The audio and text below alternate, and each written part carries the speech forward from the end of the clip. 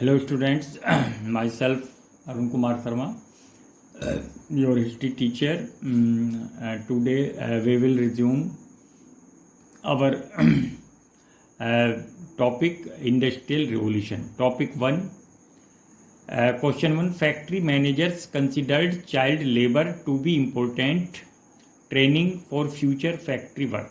यानी जो factory manager थे उन्होंने कंसिडर किया चाइल्ड लेबर को कि उनका जो है कि वो important training for future factory work, कि बच्चों से काम कराने से फ़ायदा ये होगा कि उनको फ्यूचर के लिए भी फैक्ट्री वर्क का एक ट्रेनिंग, एक प्रशिक्षण प्राप्त हो जाएगा. The evidence from British factory record reveals, ये बताते हैं एविडेंस ब्रिटिश फैक्ट्री रिकॉर्ड्स के, that about half of the factory workers had started work when they were less than 10 years. यानी बहुत सारे बच्चे, उनके रिकॉर्ड ही बताते हैं कि जब उन्होंने वर्क किया था फैक्ट्री वर्कर ने तो वो 10 साल से भी कम उनकी एज थी. And 28% when they were under 14, और जो अंडर 14 बच्चे थे उनकी परसेंटेज 40 जो है 28% थी. वोमेन में वल have gained increased financial independence and self esteem from their jobs. अब वोमेन को भी फाइनेंशियल इंडिपेंडेंस, आर्थिक आज़ादी प्राप्त हो रही थी, and self esteem from their jobs, और जॉब से उनको आत्मसम्मान भी प्राप्त हो रहा था. But this was more than a offset by the humiliating terms of work they endured. लेकिन फिर भी उनको ये ह्यूमिलेटिंग या जो अपमानित करने वाली जो शर्तें थीं वर्क के दौरान, उनको वे स्वीकार करनी पड़ती थी. The children they lost at birth और in early childhood and squalid urban slums. जो चिल्ड्रन थे लोस्ट एट बर्थ, बर्थ के समय बहुत सारे बच्चे उनकी डेथ हो जाती थी. इन अर्ली चाइल्डहुड एंड स्क्वेल्ड, माने स्क्वेल्ड का मतलब होता, स्क्वेलिड का मतलब होता मलिन, गंदी बस्ती. अर्बन स्लम्स यानी जो अर्बन स्लम्स थे, अर्बन में शहरी झोंपड़पट्टी या शहरी निवास, जो झोंपड़पट्टी थी बहुत इतने गंदे होते थे. That industrial work compelled them to live in, लेकिन फिर भी उनको इंडस्ट्रियल वर्क करने के लिए उन्हें मजबूर होना पड़ता था, फैक्ट्रियों में काम करने के लिए मजबूर होना पड़ता था. Question topic 2. Mention the consequences of war between England and France during 1792 to 1815. जो एक वार हुई थी इंग्लैंड के और फ्रांस के बीच में 1792 से 1815 के बीच में, उसके बारे में शॉर्ट नोट लिखिए.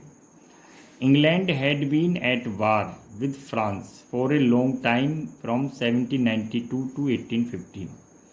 यानी लगातार इन ईयर्स के दौरान इंग्लैंड और फ्रांस में युद्ध हो रहा था. Trade between England and France disturbed, और इनके बीच में जो व्यापार होता था वो लगभग डिस्टर्ब हो गया था, और उसमें वो लगभग समाप्त हो रहा था. Factories were forced to shut down, factories बंद हो रही थी. एम्प्लॉयमेंट ग्रू, और बेरोजगारी बढ़ रही थी. And the price of essential items of food, जो प्राइस थी एसेंशियल आइटम्स यानी जो आवश्यक जो वस्तुएं होती हैं, जैसे कि फूड, भोजन, food grains like bread and meat sold, वो बढ़ रही थी to heights beyond the level of average wages. यानी जो एवरेज वेजेज थी, जो औसत उनकी सैलरी होती थी, उससे भी अधिक, उससे भी परे जाकर इतनी ऊंचाई तक जो है उनके ब्रेड और मीट की जो प्राइसेस थी, प्राइस हाइक हो रही थी, वो बढ़ रही थी लगातार. Topic 3. Mention the parliamentary proceedings of England in 1795.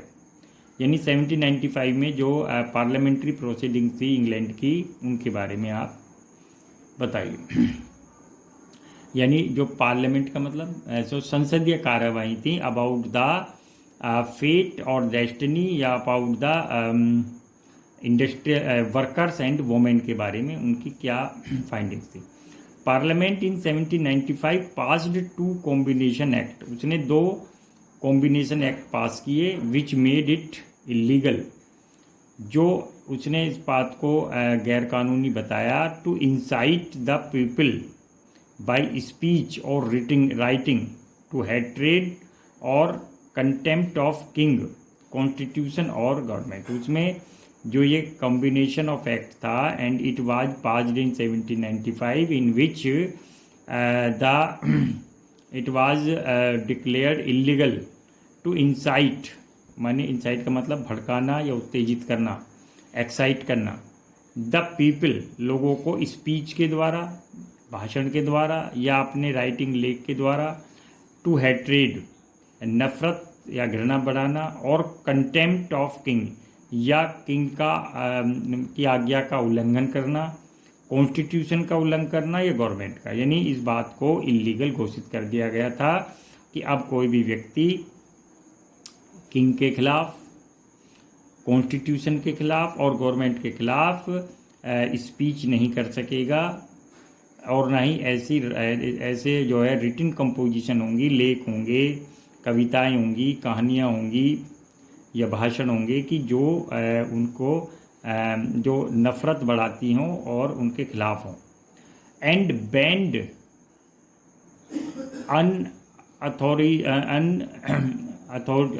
Unauthorised public meetings, और जो अनऑथराइज जो थी, अनऑथराइज का मतलब होता है जो कि जिनको गवर्नमेंट ने उनको अनुमति नहीं दी है, जिनको परमिशन नहीं थी, तो ये अनऑथराइज जो पब्लिक मीटिंग्स थी ऑफ ओवर 50% प्रोटेस्ट, यानी 50 से ज़्यादा लोग मिलकर एक साथ प्रोटेस्ट नहीं कर पाएंगे। नंदीलेस, फिर भी कंटिन्यूड अगेंस्ट ओल्ड करप्शन, यानी फिर भी इसके बाद भी कंटिन्यूड जो ओल्ड करप्शन था, भ्रष्टाचार था, वो लगातार इंग्लैंड में चलता रहा।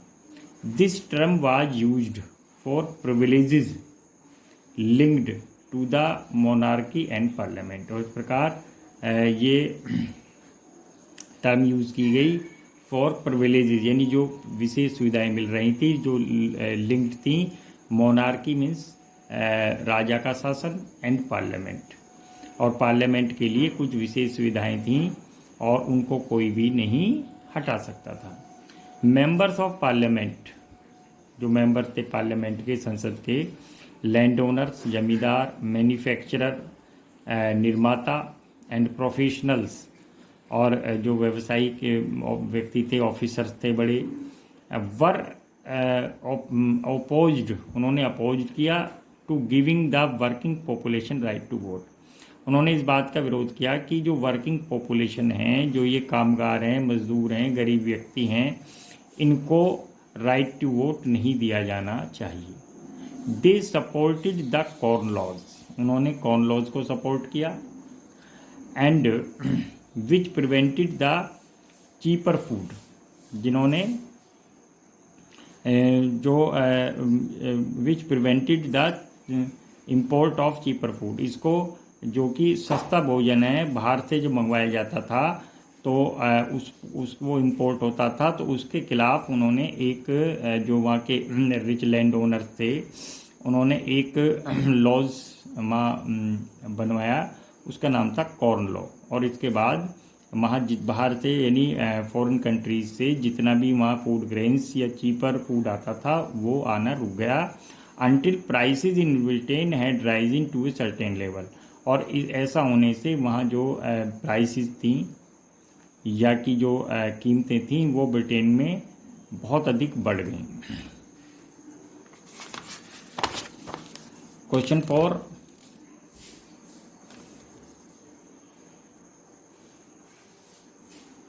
Right a note on food riots, food riots पर एक टिप्पणी लिखिए। As workers flooded towns and factories, जब लगातार शहर में वर्कर आने लगे बहुत बड़ी संख्या में, in a large number, factories में आने लगे। They express their anger and frustration in numerous forms of protest. तो उनके अंदर एक एंगर था, क्रोध था, क्योंकि उनको लिविंग कंडीशंस अच्छी नहीं थी, उनकी फैक्ट्रीज़ में भी वर्किंग कंडीशन बेटर नहीं थी, उनकी सैलरी भी बहुत लेस कम थी। तो इसलिए वे लगातार अपने एंगर को और फ्रस्ट्रेशन मीन्स निराशा को न्यूमरस फॉर्म्स ऑफ प्रोटेस्ट के रूप में वे व्यक्त करने लगे। दे वर ब्रेड और फूड रियोट्स, इन्हें माना गया ब्रेड और फूड रियोट्स। रियोट्स का मतलब दंगे, यानी भोजन के लिए दंगे। Through out the country from 1790s onwards, यानी और ये जो रियोट्स या दंगे शुरू हुए भोजन की कमी या भोजन के महंगा होने के कारण, वो 1790s डेकेड से स्टार्ट हुए। Bread was the staple item in the diet of poor, गरीबों के जो स्टेपल आइटम था उसमें जो ब्रेड थी वो स्टेपल आइटम मतलब मुख्य भोजन था। And it's price governed their standard of living, और इस प्रकार इसकी जो प्राइस थी वो लगातार उनके स्टैंडर्ड ऑफ लिविंग से बहुत ज़्यादा थी, यानी का मतलब ये बहुत महंगा होता था। Stocks of bread were seized, उन्होंने क्या किया, उन्होंने स्टॉक्स ब्रेड के स्टॉक्स को सीज कर दिया। And sold at a price that was affordable and morally correct rather than at the high prices charged by profit hungry traders, यानी उन्होंने जब ये किया, इन्होंने जो ये पुअर पीपल वर्कर थे, इन्होंने जितने भी ब्रेड के स्टॉक थे उन सब पर कब्जा कर लिया और उनको ऐसे सोल्ड बेचा, यानी अफोर्डेबल रेट्स, यानी जिससे गरीब लोग भी इसको खरीदने में खरीद सकें। एंड मोरली करेक्ट, और इसको उन्होंने मोरली नैतिक रूप से करेक्ट बताया, कहने लगे कि हम ये करेक्ट कर रहे हैं, rather than the high prices charge by profit hungry trader, जो क्योंकि जो प्रॉफिट हंग्री ट्रेडर्स थे जो कि प्रॉफिट चाहते थे, लगातार ज़्यादा लाभ चाहते थे उन व्यापारियों की अपेक्षा, और वे व्यापारी क्या कर रहे थे, उसको बहुत ही हाई प्राइस पर सेल कर रहे थे। तो इन लोगों ने क्या किया, इन लोगों ने उस पर, यानी जो क्राउड और the mob of the poor people workers labourers, they attacked the bakery where the bread manufactured, and they seized the stocks and sold it at the affordable rates or in the low price. Such riots were particularly frequent, और ऐसे जो riots थे वो क्या थे, frequent थे, लगातार हो रहे थे। in the worst year of war 1795, और जो उस समय युद्ध भी चल रहा था, ये आपको पता, 1792 से और 1815 तक लगातार इंग्लैंड और फ्रांस में युद्ध चलता रहा था। तो इस कारण ये जो है पार्टिकुलरली फ्रेक्वेंट, ऐसे रियोट जो थे वो बहुत ही फ्रेक्वेंट थे, फ्रीक्वेंट मतलब कंटिन्यूस हो रहे थे, लगातार हो रहे थे। But they continued until the 1840s, और उसके बाद भी 1840s भी एज ए फ्यूड रियोट चलते रहे। Students, our next question is define enclosure. Enclosure यानी बाड़ाबंदी, यानी इसका मतलब है कि एक फील्ड को या खेत को या उसके आसपास की जगह को उसको घेर लिया और उसमें एक चारों तरफ फेंस जिससे कि लगा दिया, जिससे कि कोई भी इसमें एंटर ना कर सके, कोई other person. Another causes of hardship was the process of enclosure. दूसरी जो बात थी इंग्लैंड में हार्डशिप की, यानी परेशानी जो बढ़ रही थी, उसका एक कारण एनक्लोजर भी था। Enclosure by which from 1770s hundreds of small farms, जो स्मॉल फार्म थे hundreds of, had been merged, उनको मर्ज किया गया। इनटू द लार्जर वंस, बड़े बड़े फार्म में, यानी इन द पावरफुल लैंडलॉर्ड्स, जो पावरफुल लैंडलॉर्ड थे उन्होंने अपने आसपास जितनी भी ज़मीन थी उन सबको या तो ऑक्यूपाइड कर लिया या उसको उन्होंने बोट किया, ख़रीदा, और अपने जो फील्ड को कि जो एरिया साइज़ है उन्होंने उसको बहुत ज़्यादा इंक्रीज़ कर लिया। अब इससे प्रॉब्लम ये हुई थी कि जो कॉमन्स पर यानी जो जगह खाली होती थी लोग उसमें अपने एनिमल्स को ग्रेज कराते थे या कोई वर्क करते थे, और वो कम्प्लीटली अब बैंड हो गया। इसके बाद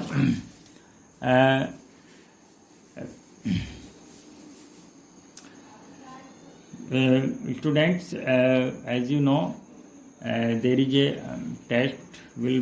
mock test will be held on 31st August. I have sent to the questions assignment first and assignment second. Please solve these questions and do their best prepare. Best of luck. Thank you.